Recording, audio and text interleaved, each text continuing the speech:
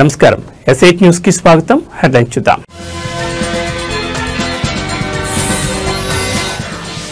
ముంబైలో మంత్రి లోకేష్ పర్యటన, పారిశ్రామికవేత్తలతో వరుస భేటీలు.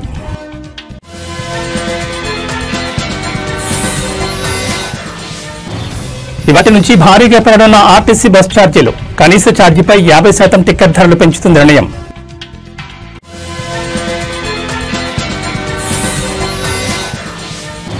AI ప్రోగ్రామింగ్ లో ఖమ్మం యువతి సత్తా, ప్రధాని చేతుల మీదుగా అవార్డు.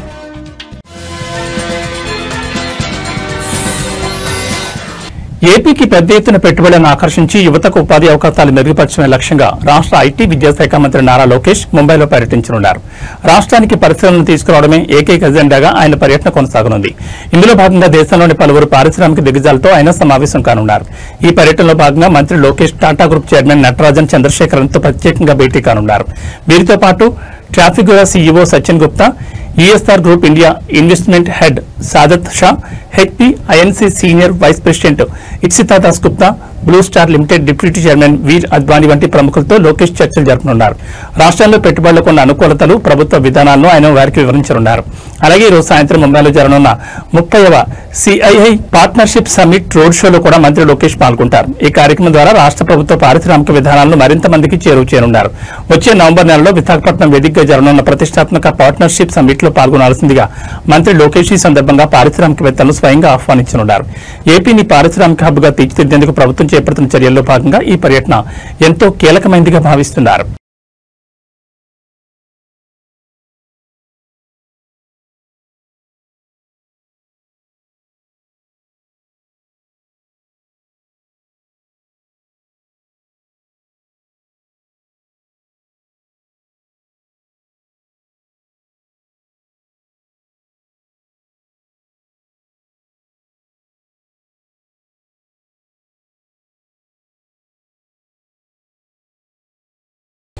నగర వాసులపై మరో పిడుగు పడనుంది. హైదరాబాద్ పరిధిలో నడిచే అన్ని రకాల సిటీ బస్సులు అదనపు ఛార్జీలు నేటి నుంచి పెరగనున్నాయి.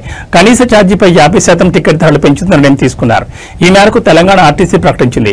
City ordinary, metro express, electric బస్సులు, ఆర్డినరీ, ఎక్స్ప్రెస్ అన్ని బస్సుల్లో మొదటి 3 స్టేజీలకు ₹5, 4వ స్టేజ్ నుంచి చివరి దాకా ₹10 అదనంగా ఛార్జీలు పెరగనున్నాయి. Metro deluxe, electric, metro AC సర్వీసులు అయితే మొదటి స్టేజ్కి 5, రెండో స్టేజ్ నుంచి చివరి దాకా ₹10 అదనంగా ఛార్జీలు వసూలు చేయనున్నారు. పెరిగిన బస్ ఛార్జీలు సోమవారం నుంచి అమల్లోకి వస్తాయని వెల్లడించింది. ప్రస్తుతం సిటీ బస్సు మొదటి స్టేజ్ వరకు ఛార్జీ ₹10గా ఉంటే ఇప్పుడు దానిపై మరో ₹5 పెంచడంతో అది 15కు చేరింది. 4వ స్టేజ్ నుంచి అదనంగా ₹10 వసూలు చేయనుంది. అంటే ₹20 నుంచి ₹30 పెరగనుంది. మహాలక్ష్మి ఉచిత ప్రయాణం వచ్చాక రోజుకి 26 లక్షల మంది ప్రయాణిస్తున్నట్లు అంచనా. గతంలో 11 లక్షల వరకు ప్రయాణించేవారు. ఇప్పటికే విద్యార్థుల బస్ పాసులు, T24 టికెట్ ఛార్జీలు పెంచిన ఆర్టీసీ ఇప్పుడు ప్రయాణికులపై భారం మోపడానికి సిద్దమైంది. కాగా హైదరాబాద్ నగరంలో ప్రస్తుతం 2800 బస్సులు రాకపోకలు సాగిస్తున్నాయి. రోజుకు 30,000 ట్రిప్పులు కొనసాగుతున్నాయి. 25 డిపోలున్నాయి. 265 ఎలక్ట్రిక్ బస్సులున్నాయి. ఈ ఏడాది మరో 275 రానున్నాయి. 2027 నాటికి 2800 కొత్త ఎలక్ట్రిక్ బస్సుల కోసం 19 డిపోల్లో ఛార్జింగ్ కోసం HD కనెక్షన్లు కావాలి.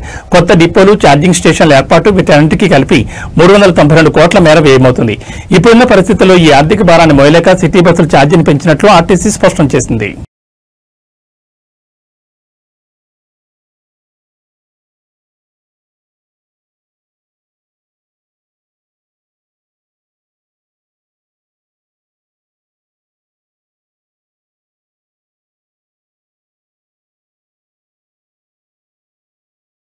ఆర్టిఫిషియల్ ఇంటెలిజెన్స్ ప్రోగ్రామింగ్ అసిస్టెంట్ విభాగంలో ఖమ్మం జిల్లా రూరల్ మండలం ఆర్ఎంపులకు చెందిన తాండూరి పల్లవి సత్తా చాటింది. ఇందుకు గాను ఢిల్లీలో ఏకంగా ప్రధాని నరేంద్ర మోడీ చేతుల మీదుగా పల్లవి అవార్డు అందుకుంది. జిల్లా యువతి టాపర్ గా నిలవడం పట్ల డిప్యూటీ సీఎం భట్టి విక్రమార్క, మంత్రి పొంగులేటి శ్రీనివాసరెడ్డి ఆమెను అభినందించారు. ఖమ్మం జిల్లా రూరల్ మండలం ఆర్ఎంపులకు చెందిన యువతి తాండూరి పల్లవి ఢిల్లీలో ప్రధాని నరేంద్ర మోడీ చేతుల మీదుగా ఈ అవార్డు అందుకున్నారు. ఆర్టిఫిషియల్ ఇంటెలిజెన్స్ ప్రోగ్రామింగ్ అసిస్టెంట్ విభాగంలో సత్తా చాటి ఈ అవార్డును సొంతం చేసుకున్నారు. ఢిల్లీలోని విజ్ఞాన్ భవన్లో జరిగిన కౌశల్ దీక్షాంత్ సమారోహంలో ప్రధాని ఈ అవార్డును అందించారు. యువతలో స్కిల్ డెవలప్మెంట్, ఉద్యోగ నైపుణ్యాన్ని పెంచేందుకు ప్రధానమంత్రి సేతు పథకాన్ని 60,000 కోట్లతో ప్రవేశపెట్టారు. దీనిలో భాగంగానే అత్యుత్తమ నైపుణ్యం కనబరిచిన పలు రాష్ట్రాలకు చెందిన విద్యార్థులకు అవార్డులను ప్రదానం చేశారు. ఇందులో భాగంగానే ఆర్టిఫిషియల్ ఇంటెలిజెన్స్ విభాగంలో ఆల్ ఇండియా ట్రేడ్ టాపర్ గా ఎన్నికైన తాళ్లూరి పల్లవికి ప్రధాని నరేంద్ర మోడీ తన చేతుల మీదుగా అవార్డును ప్రదానం చేశారు. ఈ సందర్భంగా పల్లవి తల్లిదండ్రులు తాళ్లూరు రవి, అజిత ఆనందం వ్యక్తం చేశారు. జిల్లా యువత టాపర్ గా నిలవడం పట్ల డిప్యూటీ సీఎం భట్టి విక్రమార్క, మంత్రి పొంగులేటి శ్రీనివాసరెడ్డి ఆమె అభినందించారు.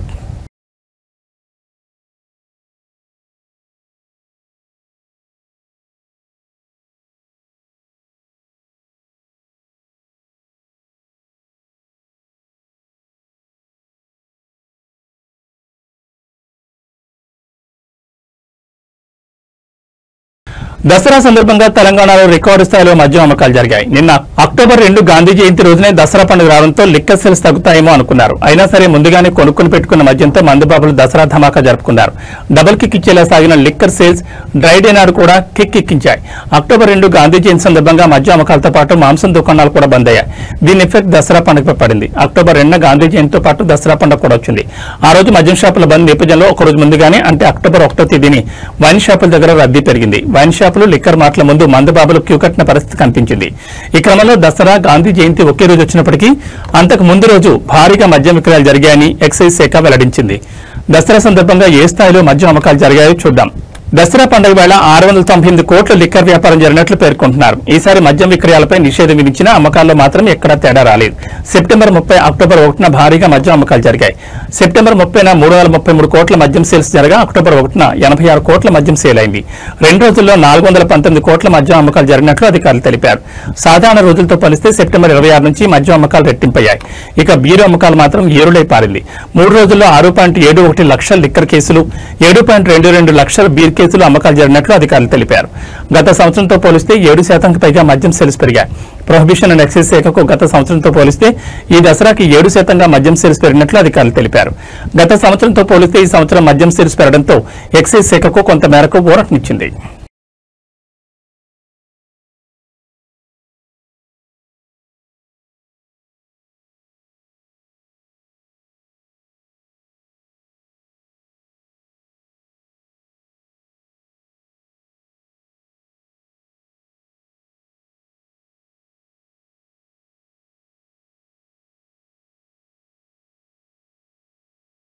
కొత్తల్లుడికి మర్యాదలంటే గోదావరి గుర్తొస్తుంది. అది సంక్రాంతి పండుగకి.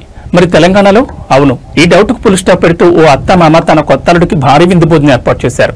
అది కూడా తెలంగాణ అతిపెద్ద పండుగ దసరా రోజున. వనపర్తి జిల్లా కొత్తకోట పట్టణానికి చెందిన గుంత సహనా సురేష్ దంపతుల కూతురు సింధును గత నెలలో వరంగల్ పట్టణానికి చెందిన లిఖిత్కిచ్చి వివాహం జరిపించారు. పెళ్లైన తర్వాత మొదటి పండుగ విజయదశమికి అల్లుడు ఇంటికి రాగా పసందైన వంటలతో కొత్తల్లుడికి విందు భోజనం ఏర్పాటు చేయాలని భావించారు. ఈ క్రమంలో మర్యాదల్లో గోదావరి జిల్లాల వారికి ఏమాత్రం తీసుకోకుండా ఏర్పాట్లు చేశారు. తెలంగాణ ప్రాంతానికి చెందిన 101 రకాల పిండి వంటలతో విందు భోజనం సిద్ధం చేశారు. భారీ అరిటాకులో వంటకాలను వడ్డించి విందు భోజనం పెట్టారు. ముందే తెలివిలో చతురుడైన అల్లుడు దసరాకు సరదాగా మామగారిని ఆట పట్టించాలని అన్ని ఒక్కొక్కటిగా లెక్కించడం మొదలుపెట్టారు. తీరా చూస్తే 101కి బదులుగా 100 రకాల పిండి వంటలు మాత్రమే ఉన్నాయి. మామను ఎలాగైనా సరదాగా ఆట పట్టించాలనే ఉద్దేశంతో ముందుగా చెప్పినట్లుగా 101 రకాలు కావాల్సిందేనని పట్టుబట్టాడు. లేని పక్షంలో తులం బంగారం ఇవ్వాలని మారం చేశాడు. దీంతో అల్లుడు అడిగిన మొదటి కోరికను అడిగిందే తడవుగా తులం బంగారం ఇవ్వక మామగారికి తప్పలేదు. ఈ మామ అల్లుడి సరదా కొత్త అల్లుడి విందు భోజనం కొత్తకోటలో అందరినీ ఆకట్టుకునేలా చేసింది.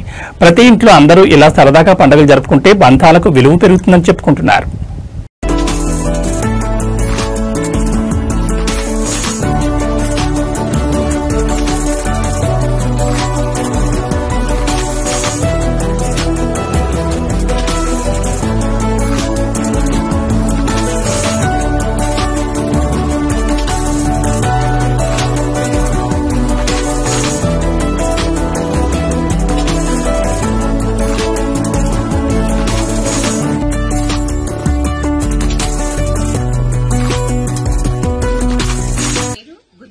సురేష్ కుమార్, మా ఊరు కొత్తకోట.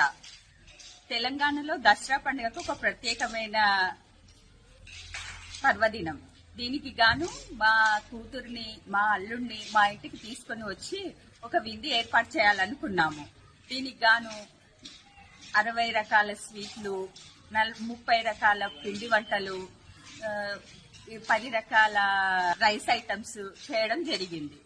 దీనికి చిత్రాన్నం, పెరుగన్నం, ఫ్రైడ్ రైస్, జీరా రైస్ ఇలాంటివి చేసి విందు ఏర్పాటు చేయడం అయింది. మేము మొదటిసారి మా అల్లుడు ఇంటికి వస్తున్నాడు కాబట్టి మేము జీవితకాలం ఇది గుర్తుండాలి, తనకు గాని మాకు గాని బాగా గుర్తుండాలని ఈ విధంగా ఏర్పాటు చేయడం జరిగింది. ఈ విధంగా చేయడం వల్ల మాకు చాలా సంతోషం కలిగింది. మా అల్లుడు కూడా చాలా ఆనందపడ్డాడు. నా పేరు నిఖిత్, మాది వరంగల్. నేను దసరా పండుగ సందర్భంగా మా అత్తగారిలో అయిన కొత్తకోటకు వచ్చినాను. అయితే ఈ దసరా పండుగ విశేషంగా నాకు 101 రకాల వంటలతో భోజనం వడ్డించారు. నేను చాలా సంతోషంగా ఫీల్ అయ్యాను. వంటింట్లో టమాటా లేనిదే చాలా మంది గృహిణులకు వంట పూర్తి కాదు. అయితే మార్కెట్లో మాత్రం వీటి ధరలు ఒక్కోసారి చుక్కలు చూపిస్తే మరోసారి నేల చూపులు చూస్తుంటాయి. ఏకంగా కిలో టమాటా 500 పలికిన రోజులు కూడా ఉన్నాయి. అయితే ప్రస్తుతం టమాటా ధరలు అమాంతం పడిపోయాయి.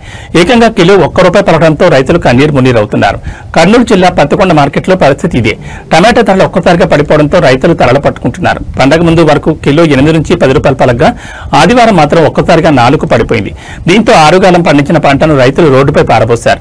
మార్కెట్ కమిషన్తో పాటు కోత కూలీలు రవాణా ఖర్చులు చెల్లించామని లాభం సంగతి పక్కన పెడితే కనీసం పెట్టుబడి ఖర్చులు కూడా వచ్చేలా లేవని ఆవేదన వ్యక్తం చేశారు. టమాటాలన్నీ రోడ్డుపై పారబోసి రోడ్డుపై బైఠాయించి ఆందోళన చేపట్టారు. దీంతో కొద్దిసేపు అక్కడ వాహనాలు రాకపోకలు నిలిచిపోయాయి. గుత్తి మంత్రాలయం రహదారిలో ట్రాఫిక్ ఏర్పడంతో వాహనదారులు గందరగోళపడ్డారు. గిట్టుబాటు ధర కల్పించాలని రైతులు డిమాండ్ చేశారు. టమాటా జ్యూస్ ఫ్యాక్టరీ నిర్మాణాన్ని కూడా త్వరగానే పూర్తి చేయాలన్నారు. 10 కిలోల టమాటా గంపలు రెండింటికి కలిపి కేవలం ₹80 నుంచి ₹100 మధ్య ధర పలికిందని, మార్కెట్లో వ్యాపారులు 25 కిలోల గంపలను రెండింటిని ₹180 కనీస ధర కొన్నట్లు తెలిపారు. దసరా పండుగ కారణంగా అక్టోబర్ 1, 2 తేదీల్లో మార్కెట్కి ఇచ్చారు. దీంతో 2 నుంచి కోతకు సిద్ధంగా ఉన్న పంటను మార్కెట్కు తరలించారు. ఒకే రోజు మొత్తం 5.5 టన్నులకు పైగా టమాటా అమ్మకానికి వచ్చాయి. దీంతో వ్యాపారులు అతి తక్కువ ధరకు టమాటాలు కొనుగోలు చేశారు. మార్కెట్ కమిషన్, కోత కూలీలు, రవాణా ఖర్చులు కూడా చేతి నుంచి చెల్లించాల్సిన దుస్థితి ఏర్పడిందని రైతులు ఆవేదన వ్యక్తం చేశారు.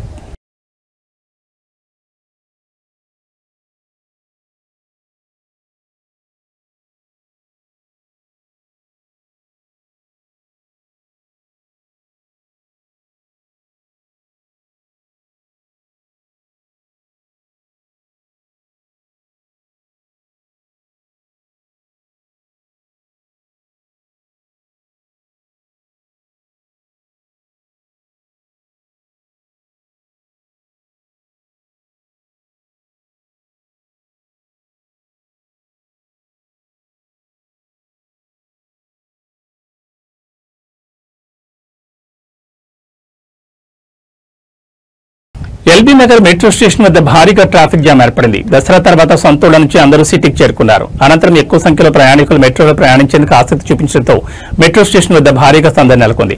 అయితే ఒక్కసారిగా మెట్రో వద్దకు ప్రయాణికులు చేరుకోవడంతో టికెట్ కోసం వేచి ఉండాల్సిన పరిస్థితి నెలకొంది. రద్దీ ఎక్కువగా ఉండడంతో మెట్రో రైలు సిబ్బంది ప్రయాణికులను క్యూ పద్ధతిలో పంపిస్తున్నారు.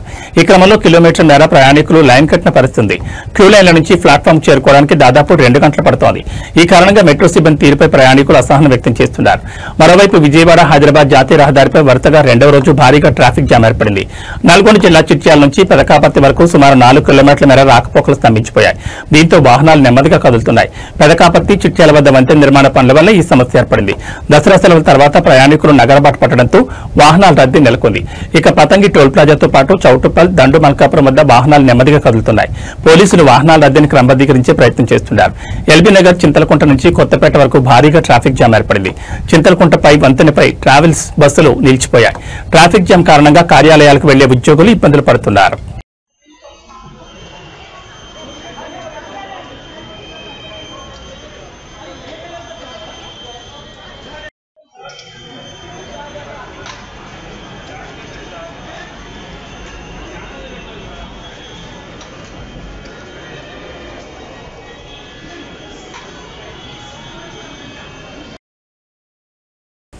ఇవి బులెటిన్ విశేషాలు.